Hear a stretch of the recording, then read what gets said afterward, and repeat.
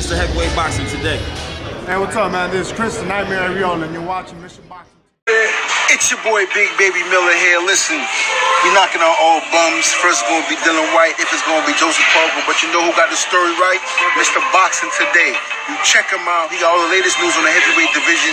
And if you don't know me, you soon will, because I'm kicking everybody ass. Heavyweight boxing fans, what's the deal? All right, first let me give a shout out to my man CJ from the Boxing Clinic and More. Go to his YouTube page, subscribe, the Boxing Clinic and More. Great content, all right? He did a video about Jennings saying that he would have beat Luis Ortiz after his fight that he had with Dimitrenko last night. And he got his information from the Ring TV. So I will leave that article in the comment section. You can click it, read it, come to your own surmise, all right? But just want to give my opinion about the comments Jennings made last night about, he would have been able to beat Luis Ortiz, all right? Now, style-wise, man, I just don't see Jennings beating Luis Ortiz if this fight were to come together. I just really don't see him beating Ortiz. Now, the first fight, Jennings was trying to put up the high guard, grind it out, bust him up, beat him up, push him backwards type of thing. You know what I mean? Get him to the late rounds, take him to deep water and drown him, all right? And for a minute there, going into that sixth, it looked like it was possibly going to work because Ortiz stopped moving. He wasn't, as light on his feet no more. He started becoming a little bit stationary, but Ortiz was literally just setting Jennings up. He was letting him push him backwards, and then he was countering with hooks through that high guard. You know what I mean? Hooks and uppercuts, with uppercuts through that high guard. You know what I mean?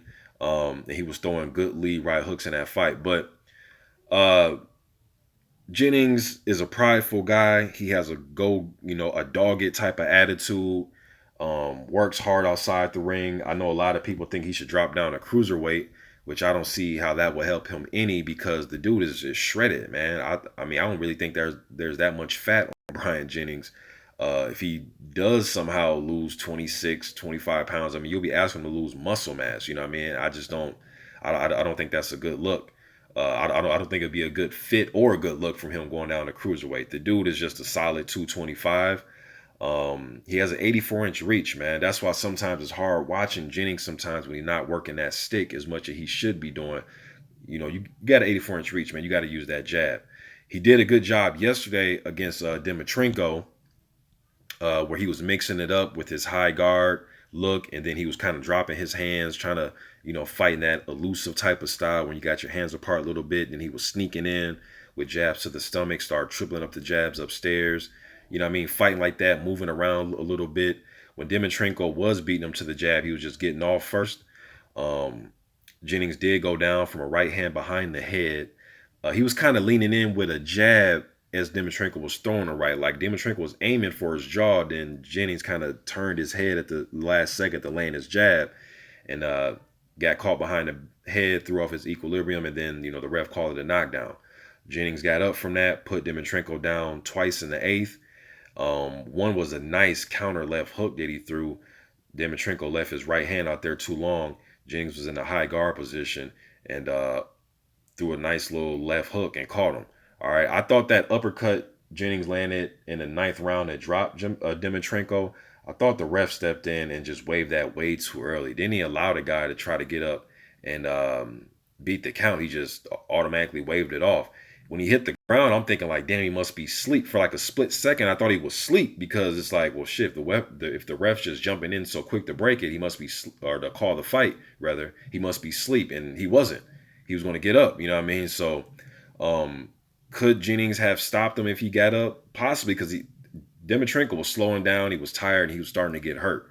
You know what I mean? They had one round left going. They could have had the 10th round. You know what I mean? It was a good competitive fight. It was a good fight last night, all right? But looking at the rankings here, man, I mean, ranking-wise, both the Ortiz and Jennings are both rated. You know what I mean? Ortiz rated by the WBC, not yet by the WBA. The IBF, now these rankings are courtesy of Fight News. I believe he broke into the IBF rankings. I believe he's number 8 right now, their new rankings. You know, sometimes Fight News is like a week or two behind with updating their rankings. And then the WBO, I don't see Ortiz here, but like I said, this is fight news, so sometimes we're like a week or two behind, man. But rather than that, everybody knows who Ortiz is. Jennings has worked his way back in the rankings. He is number 8 by the WBO. Let's see here, IBF. They don't have him in here. Again, these rankings are not updated though. And then the WBA, Jennings is number 11, and he's not with the WBC according to these rankings right here. All right, but style wise, yeah, man. And Ortiz still looks pretty sharp to me. You know what I mean? From the things that's happened this year, the Wilder fight, him,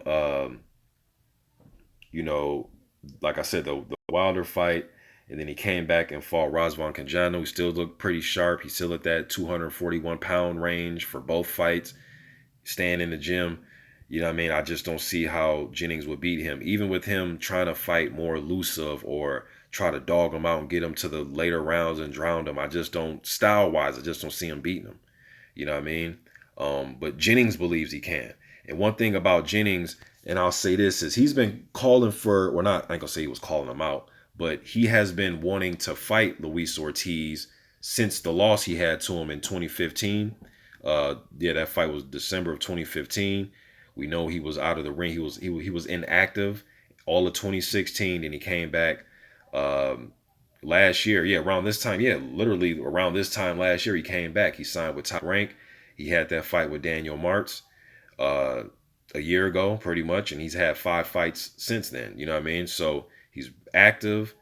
He had the fight a few months ago with Dimitrenko, went 10 rounds. I mean, you know, Jennings has been back. He's been grinding. But even in March of 2016, during the Ward versus Barrera weigh-in, I seen an interview from Fight Hype, and I seen an interview from my man Town Biz JS, where they were asking him, you know, does he want to fight Ortiz? And he was like, yeah, he want a rematch. You know what I mean? This is March of 2016. You guys go on YouTube, type in Bryant Jennings wants rematch with Ortiz, and it'll pop up. You know what I mean? So he's not. So him saying Luis Ortiz's name yesterday is not by accident. I agree with CJ on that. It's not by accident. He wants to get back in there with Luis Ortiz. Jennings is a prideful guy, man. He works his ass off. He's always staying in shape. He's already ready. You know what I mean? Is my intro Shannon Briggs saying already ready. He's already ready. Jennings is always in great shape.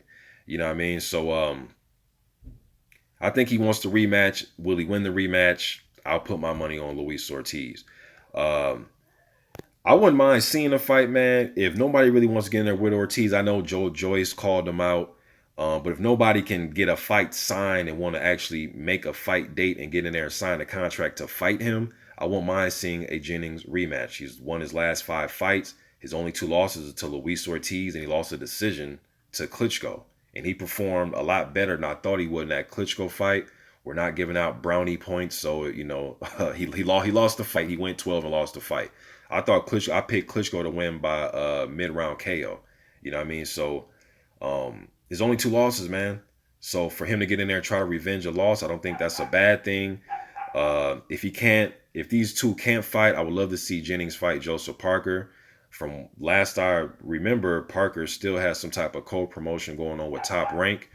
And I wouldn't mind seeing him fight Andrew Ruiz Jr. Andrew Ruiz Jr. is with Top Rank, last I checked.